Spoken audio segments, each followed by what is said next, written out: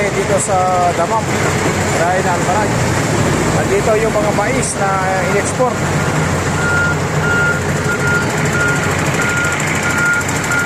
Yan.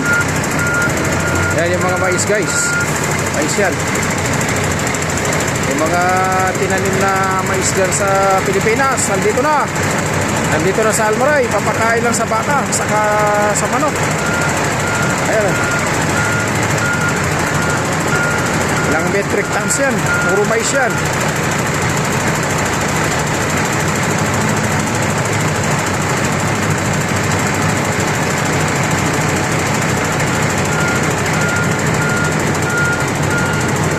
Ayan naman ang workshop. Workshop dito sa Damam.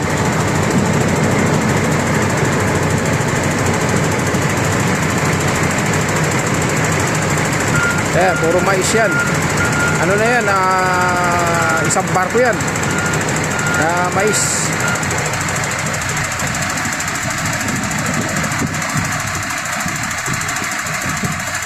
I-stack mo na dyan. Tapos pag naubos na yung karga ng barko, saka naakutin yan. Dadali na dun sa planta. Dun sa Alcards.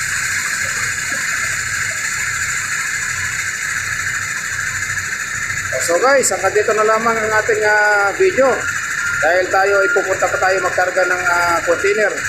Maraming salamat guys. Nasa Diyos ang awa, nasa tao ang gawa. God bless you all.